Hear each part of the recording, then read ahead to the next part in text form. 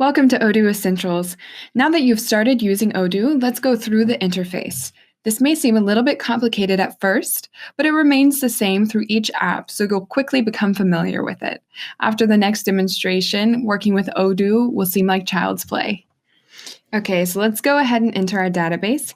Here I am on my main dashboard. Here I will see all of the applications that I have installed. On the top right corner, I also see a few other icons.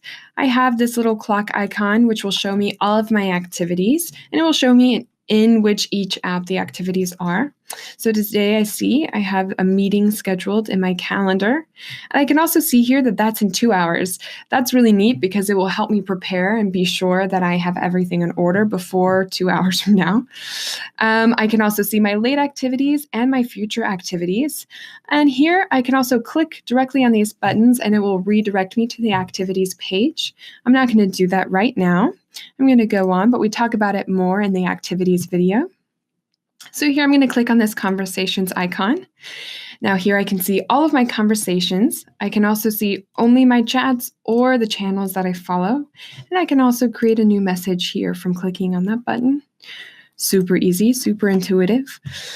I also have a little tool set icon here. When I click on this, it will give me the possibility to install Odoo Studio. That's an application that we're going to talk about in a future video, but if you already have Odoo Studio installed, you can use it in any application simply by clicking on this button up here. So the last icon we have up here is our personal name. So here I have Mitchell Admin, and we have a few options here as well. So if I go to documentation, this will refer me to odoo.com documentation page. I can also contact Odoo support from this page. I have a shortcuts option, my own personal preferences, my odoo.com account. This will also, once again, redirect me to odoo.com. This will be your odoo.com portal, and it will send you to the login page there. If you are already logged in, it will just send you directly to the portal. And I can also log out of my database here. Now I'm going to go ahead and select my preferences because I would like to change some of my information. So I can choose my own language, my time zone, and my email preferences. This is important if you would like to not receive emails from Odoo, but if you would like to handle everything inside of Odoo, I can just simply select that option. If I go to my language up here, I see that I have 2 English translations loaded. I have English US and I have English UK. Now, though it's the same language, there is a small difference, and that's the date format. In UK, the date format is day, month, year, as it is in most of Europe. And in US, the format is month, day, year. So it's a small difference, but it's important to keep that in mind. Now, if I would like to load a new language, because maybe I have some users that only speak French, I can do that in the Settings application. So I'll show you that now. I'm going to go to Settings, Translations, load a translation, and I will choose French. I can click on Load, and that way next time I go to my preferences in either that little button that I just showed you or in my Settings, User Preferences, I will have French as an option. So let's go back to our dashboard, and now I'm going to enter an application. I'll go into Sales. Now, the first thing I would like to point out here is that in every application, if you go to the top left corner, you will see this little icon. This will send you directly back to your dashboard. And in the same place, when you're on your dashboard, you'll see a little arrow. This will direct you to the last page you were just on. So if you accidentally press this button somehow, or if you just simply need to go back to the last page, this is a super easy shortcut. So I'll click on that, and boom, I'm back in my sales application. Now I would like to select some of my documents. If I go to this top box here, I can select all that are on the page. And when I do that, I have a couple of new fields here. I have the print option, which will simply allow me to print the information. And I also have some actions. Now I can export, I can delete, I can share the information, I can invoice these orders, and I can send a cart recovery email. This last one is important if you have an online shop and you're using e-commerce. Now, if I go to my search bar, I see that I already have this automatic filter, which is my quotations. Now, if I remove this, I will see all quotations rather than just my own.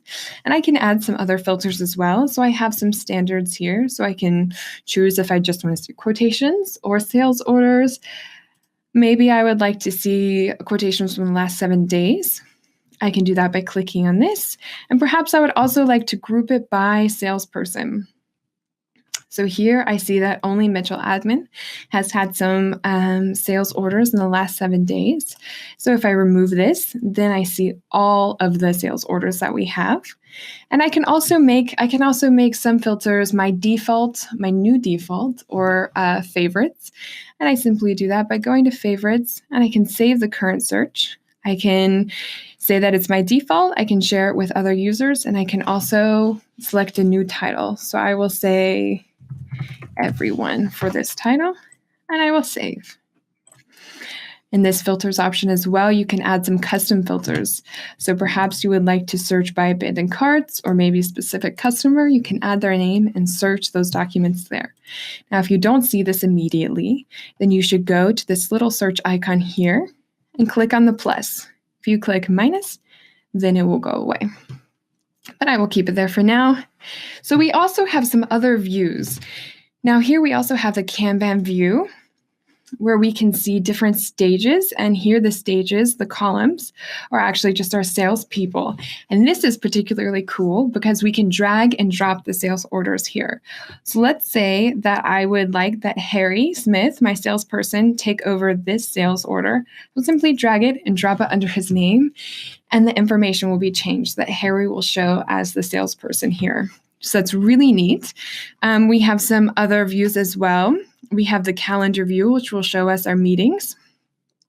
We have the pivot view as well, which shows us some of our data. A graph view. We can also change the graphs here.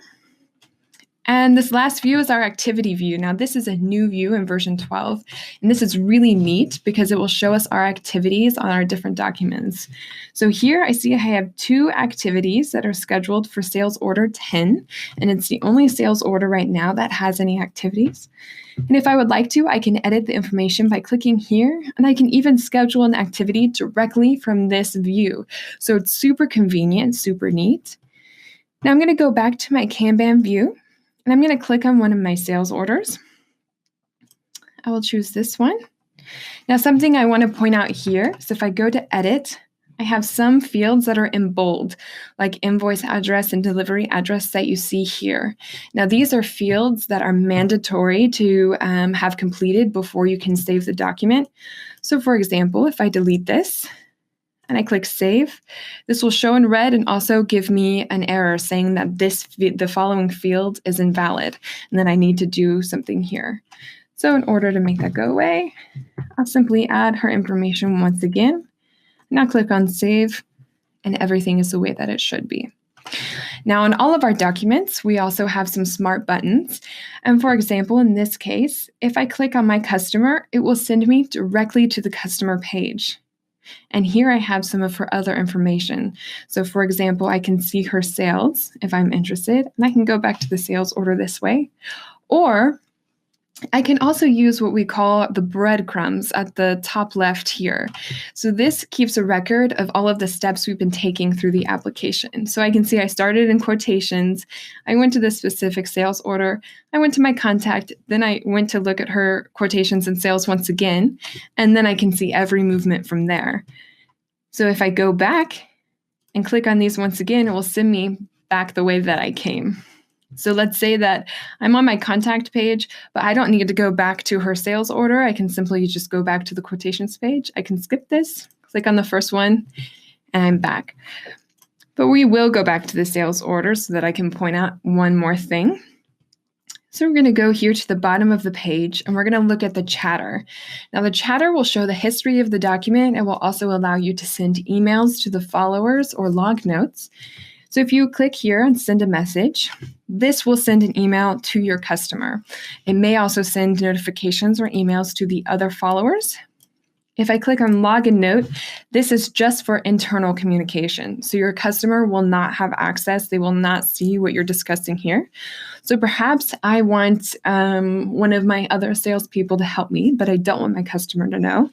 I can tag him on the document, I can say, Harry Smith, help please. And I can log this, and Harry will get a notification that, and only Harry will get the notification that I have sent him a message. Now I can also refer to a channel on this sales order as well by going to hashtag and whatever my channel name is. So I'm going to go to sales. I will log this. And when I click on this, it will send me to discussion. And here I can chat on the channel. So that's really neat. Now I'll go back to my dashboard. And that's all for this video. Thank you for watching.